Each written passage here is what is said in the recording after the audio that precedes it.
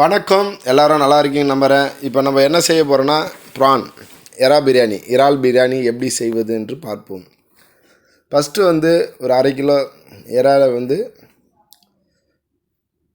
Wait clean பண்ண இறா அரை கிலோ நல்லா க்ளீன் பண்ணிவிட்டு நல்லா வாஷ் பண்ணிவிட்டு மஞ்சத்தூள் விட்டு நல்லா க்ளீனாக கழுவிக்குங்க.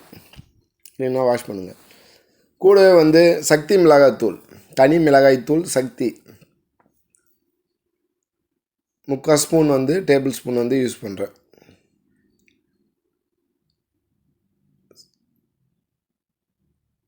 முக்கால் ஸ்பூன் போட்டுங்க கரெக்டாக, டேபிள் ஸ்பூன். கூடவே 2 டேபிள் ஸ்பூன் தயிர்,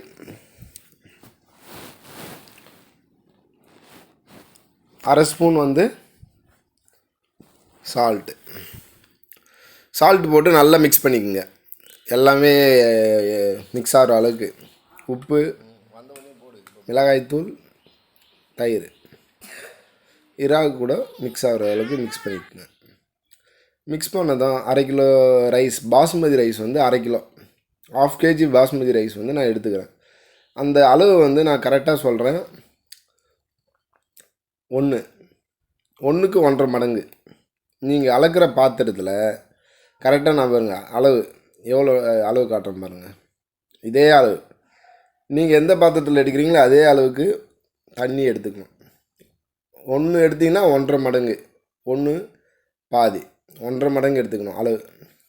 கூட 200 கிராம் தக்காளி, 200 கிராம் வெங்காயம், 200 கிராம் ஒரு கைப்பிடி அளவு புதினா, அதோட கொஞ்சம் கம்மியாக கொத்தமல்லி, 2 துண்டு பட்டை சிறிதளவு, ஒரே ஒரு இலை, 2 ஏலக்காய், 5 கிராம்பு, 2 டேபிள் ஸ்பூன் ஆயில். நான் இதை குக்கரில் செய்ய போகிறேன் டைரெக்டாக. எண்ணெய் காஞ்ச பிறகு ஆனியனை நல்லா வதக்கணும். இந்த ஆனியனை பொடியாக கட் பண்ணியிருக்கேன். பொடியானா நீட்டு வாக்கில் சிறுவாக. ஏன்னா நம்ம எதுக்காக அப்படி கட் பண்ணுறோன்னா சீக்கிரமாக எண்ணெயில் வதங்கும். பெருசாக கட் பண்ணோன்னா வதங்கிறதுக்கு கொஞ்சம் நேரம் டைம் எடுக்கும். அதனால் பொடியாக கட் பண்ணிக்கங்க. இந்த மசாலாவை இதில் ஆட் பண்ணுறோம். இதில் அதிகமாக மசாலா ஆட் பண்ணல, ஏன்னா வாசனை அதிகமாக வரும். அதனால் அரை கிலோ தான் நம்ம செய்ய போகிறோம். அதனால் கொஞ்சமான மசாலா தான். இதெல்லாம் உடம்புக்கு ஆரோக்கியமானது தான், எந்த ஒரு பிரச்சனையும் கிடையாது. இதில் நம்ம தேவையில்லாத எதையும் Ajinomoto, colour, biryani masala, biryani essence எதுவுமே நம்ம மிக்ஸ் பண்ணலை. அப்படியே டைரெக்டாக அப்படியே செய்கிறோம். வெங்காயம் வதங்கிச்சாண்டு மூடி போட்டு கொஞ்சம் நேரம் விடுங்க. ஒரு அளவுக்கு வதங்குற அளவுக்கு வந்திருக்கான்னு பாருங்கள், செக் பண்ணுங்கள். கொஞ்சம் வெங்காயத்தை திருப்பி விடுங்க, ஏன்னா வதங்கிறதுக்கு 4 பக்கமாக திருப்பி விடுங்க. அப்போ தான் வதங்காத பக்கம்லாம் வதங்கும்.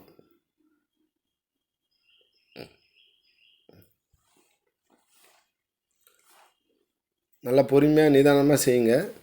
திருப்பியும் கொஞ்சம் நேரம் மூடி போட்டு நான் விட்டுட்டு திருப்பி பார்க்கும்போது ஓரளவுக்கு வதங்கிடுச்சு. ஓரளவுக்குல நல்லா அந்த ப்ரௌன் வந்துடுச்சு பாருங்கள். இது கொஞ்சமாக இருக்கிறதுனால ப்ராசஸ் பொறுமையாகவே பண்ணலாம். ப்ரௌன் கலரில் வந்துடுச்சிங்களா, அந்த அளவுக்கு வதக்கிங்க. ஆயில் நிறைய சேர்த்துடாதீங்க, ஏன்னா சாப்பாட்டில் ஆயில் அதிகமாகிடும். அதனால் நான் 2 டேபிள் ஸ்பூன் தான் ஆயில் சேர்த்துருக்கேன். நல்லா வதங்கின பிறகு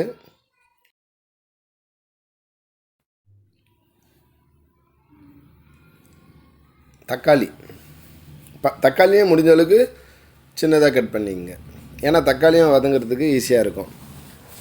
இது 4 தக்காளியை கட் பண்ணி போட்டு செஞ்சால் தக்காளி பெருசாக இருக்கும், வதங்காது. அதனால் சின்னதாக பொடியாக கட் பண்ணும்போது நம்மளுக்கு சீக்கிரமாக வேலைய முடியும், நல்லா மிக்சிங் ஆகும். அதனால் தக்காளி சின்னதாகவே கட் பண்ணிக்கிறேன். ரெண்டுமே நல்லா மிக்ஸ் ஆகிற அளவுக்கு நல்லா வதக்கிக்கின்னு, தக்காளி முடிஞ்சால் இதுமாரி உடச்சி கூட விடலாம், நசுக்கி விட்டுக்குங்க, சீக்கிரமாக வதங்கிடும். இல்லைனா தக்காளி இப்போ வர தக்காளிலாம் கொஞ்சம் கல் மாதிரி இருக்குங்களா, அதனால் சீக்கிரமாக கரைய மாட்டேது.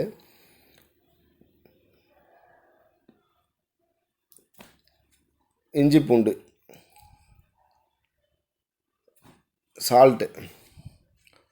சால்ட்டு போட்டு கொஞ்சம், ஆல்ரெடி முன்னாடியே நம்ம சால்ட்டு போட்டிருக்கோம், அதிகமாக போட்டுறாதீங்க. இப்போ இதில் தக்காளி வெங்காயத்தில் சால்ட்டு கண்டென்ட் இருக்கணும்னுக்கோசம் கொஞ்சம் அளவுக்கு போடுறேன். எப்போவுமே மட்டும் உப்பும் மிளகாய்த்தூளை மட்டும் அதிகமாக போட்டுறாதீங்க, செக் பண்ணியே போடுங்க. நல்லா வதங்கிடுச்சிங்களா? நல்லா வதங்கிடுச்சு பாருங்கள். நல்லா தக்காளி கரைஞ்சி இருக்குது, ஆயிலும் நல்லா வந்துடுச்சுங்களா, விட்டுடுச்சிங்களா? இப்போ வந்து நம்ம இஞ்சி பூண்டு 1 டேபிள் ஸ்பூன், ரெண்டுமே மிக்ஸ் பண்ணது 1 டேபிள் ஸ்பூன் நல்லா வதக்குங்க. திருப்பியும் இந்த வீடியோவை நல்லா பாருங்கள், நல்லா சூப்பராக வரும், ஈஸியாக நம்ம கற்றுக்கலாம். நீங்களும் வீட்டில் இதை ட்ரை பண்ணி பாருங்கள். இஞ்சி பூண்டு நல்லா வதங்கிடுச்சிங்களா? எண்ணெய் வருது பாருங்கள். நல்லா வதங்கின பிறகு நம்ம ஒரு கையளவு வச்சுருந்ததை பாதி கொத்தமல்லியும் புதினாவும் பாதி போட்டுருங்க. கூடவே வந்து 3 பச்சை மிளகாய், 3 தான் போடுறேன், கட் பண்ணலை. அப்படியே முழு பச்சை மிளகாய் அப்படியே டைரெக்டாக போடுறேன், காம்பை மட்டும் கிள்ளிட்டு. கூட கொஞ்சம் மிளகாய்த்தூள், ஒரு 1/4 ஸ்பூன் மிளகாய்த்தூள். நீங்கள் செக் பண்ணிகிட்டே போடுங்க, ஏன்னா ஆல்ரெடி அதில் மிளகாய்த்தூள் வந்து நம்ம ஊற வச்சதில் இருக்குது. அப்புறமா அதிகமாக போட்டுட்டிங்கன்னா, இங்கேயும் போட்டுட்டிங்கன்னா மிளகாய் வந்து காரம் அதிகமாகிடும். அதனால் ஃபஸ்ட்டு நீங்கள் மிக்ஸ் பண்ணும்போது அந்த மசாலாவில் போடும்போது கொஞ்சம் கம்மி பண்ணியே போடுங்க. அதிகமாக போட்டுட்டிங்கன்னா காரம் அதிகமாகிடும். அதேமாதிரி சால்ட்டும் கொஞ்சம் மீடியமாக போடுங்க.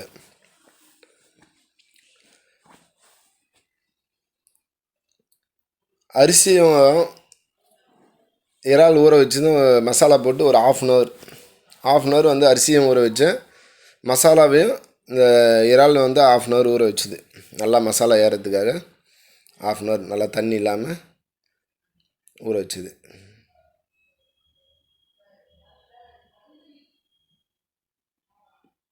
இதில் வந்து உப்பு மிளகாய்த்தூள் டேஸ்ட் ஏறத்துக்காக நம்ம அளந்து ஆல்ரெடி ஒரு பாத்திரத்தில் நீங்கள் அளந்து வச்சுக்கோங்க. தண்ணியை நான் காட்டுறேன் பாருங்கள், 1க்கு 1.5 மடங்கு நான் ஊற்றி வச்சிடுறேன். இது ஒரு பாத்திரத்தில் நீங்கள் ஊற்றி வச்சுக்கும் போது கரெக்டாக எடுத்து நம்ம ஊற்றிக்கலாம். ஏன்னா அந்த நேரத்துக்கு நீங்கள் செஞ்சீங்கன்னா உங்களுக்கு எத்தனை டம்ளர் ஊற்றணும், எத்தனை கப்பு ஊற்றணும்னு தெரியாது. முன்கூட்டியே இதெல்லாம் அளவு எடுத்து வச்சுக்கோங்க, அப்போ தான் வந்து உங்களுக்கு ஈஸியாக இருக்கும். இப்போ வந்து இது வேகிறதுக்காக அந்த அளந்த தண்ணியே 1 டம்ளர் தண்ணி இதில் ஊற்றிங்க. நம்ம அளந்து வச்சுருக்க தண்ணியை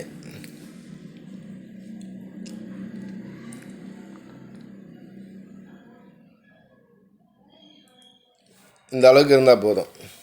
தண்ணி பாருங்கள், நான் காட்டுறேன், ரொம்ப தண்ணி இல்லாமல் இந்த அளவுக்கு. ஏன்னா மசாலா வந்து இதில் ஏறத்துக்காக நம்ம கொஞ்சம் தண்ணி விட்டு ஒரு 10 மினிட்ஸ் வந்து மூடி போட்டு மீடியம் ஃபயரில் வேக விட்டுருங்க. ஒரு 10 மினிட்ஸ்க்கு அப்புறம் நான் பார்க்குறேன், எப்படி இருக்குன்னு பார்க்குறேன். நல்லா கொதிக்குது.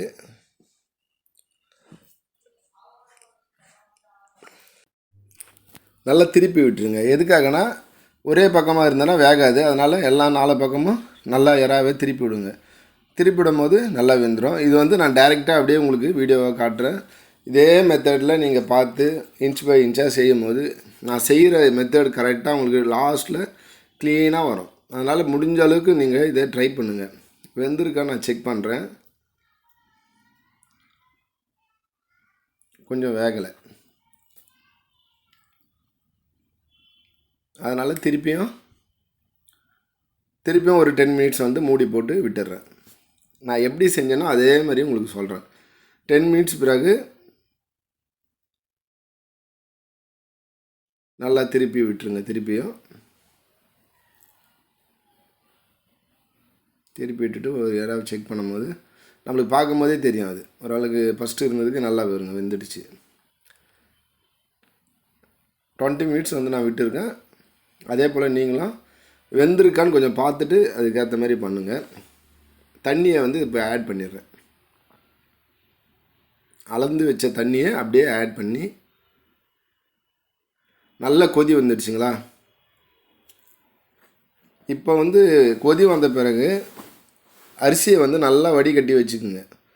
ஆஃப் அன் ஹவருக்கு முன்னாடியே வந்து நான் ஊற வச்சது போடுறதுக்கு முன்னாடி நல்லா வடிகட்டி தண்ணி இல்லாமல் ஏன்னா நம்ம தண்ணியோட அளவு சரியாக நம்ம அளந்து வச்சதுனால தண்ணி எதுலேயுமே எக்ஸ்ட்ரா மிக்ஸ் ஆகக்கூடாது. தண்ணி கரெக்டாக இருக்கணும். அதனால் அரிசியை வந்து சரியான பதமாக தண்ணி இல்லாமல் வடிகட்டி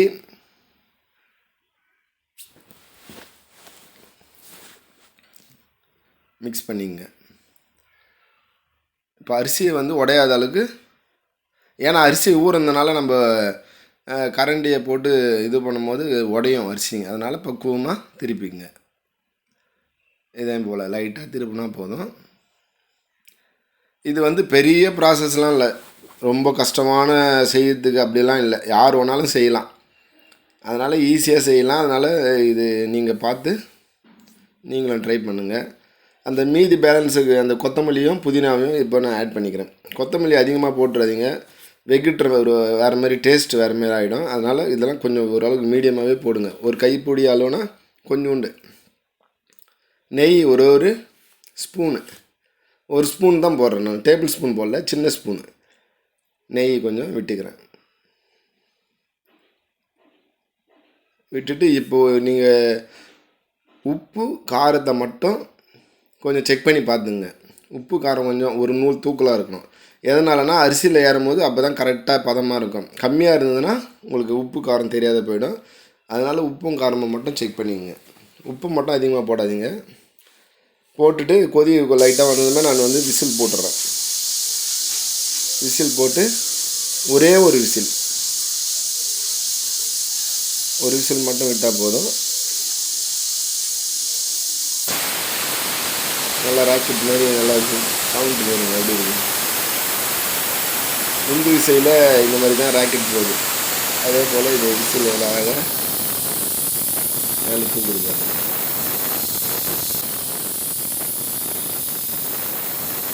விசில் அடங்கின பிறகு செக் பண்ணிவிட்டு ஓப்பன் பண்ணி பார்க்குறேன்.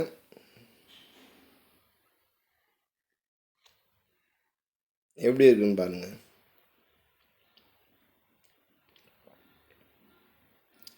எப்படி கரெக்டாக இருக்குது பாருங்கள். தண்ணியும் இல்லை, அரிசி நல்லா நீட்டாக வந்திருக்கு. ரொம்ப சூடாக விட்டாலும் அடியிலே இருந்ததுன்னா குழஞ்சிரும். ஆனால் தண்ணி நம்ம கரெக்டான பதத்தில் இருக்கிறதுனால எதுவுமே ஆகாது. சப்போஸ் அப்படி உங்களுக்கு தெரிஞ்சதுன்னா வேறு பாத்திரத்தில் மாற்றி கூட வச்சுக்கலாம். நல்லா கரெக்டாக வந்திருக்கு பாருங்கள். எப்படி சாப்பிட டேஸ்ட்டாக இருக்கும். இந்த பிரியாணி மெத்தடில் நீங்கள் பிரியாணி கூட ஷாப்பு தொடங்கலாம். ஏன்னா இதே மெத்தட் அளவில் நீங்கள் செய்யலாம். வடி பிரியாணியை விட இது தம் பிரியாணி போட்டு செய்யலாம். அந்த வீடியோவும் ஒரு நாள் நான் அப்லோட் பண்ணுறேன், தம் பிரியாணி எப்படி செய்யலான்னு.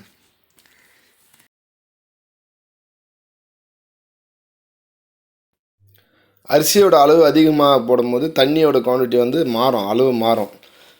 அது வந்து நான் நெக்ஸ்ட் வீடியோ போடும்போது அதை கரெக்டாக நான் க்ளீனாக சொல்கிறேன். இது ஒரு 3 கிலோ வரையும் இந்த தண்ணியோட அளவு நீங்கள் ட்ரை பண்ணலாம், கரெக்டாக இருக்கும். அதுக்கு மேலே செய்யும் போது தண்ணியோட அளவு மாறும். அதுக்குனால நீங்கள் வந்து அதிகமாக இந்த தண்ணி இதே அளவு வச்சு செய்யக்கூடாது. அதுக்காக தான் நான் சொல்கிறேன். இவ்வளோ நேரம் இந்த வீடியோவை பார்த்ததுக்காக தேங்க்யூ, நன்றி. நீங்களும் இதை வீட்டில் ட்ரை பண்ணுங்கள். அரிசி நல்லா வெந்திருக்கு, நல்லா நீளமாக இருக்குது, உடையவே இல்லை, க்ளீனாக வந்திருக்கு. அடி பிடிக்கல, அதனால் நான் காட்டுறேன். அடி எதுவுமே பிடிக்கல பாருங்கள். தண்ணியோட அளவு கொஞ்சம் குறையும் போது அடி பிடிக்கும், அதனால தான். நல்லா க்ளீனாக வந்திருக்கு. தேங்க்யூ.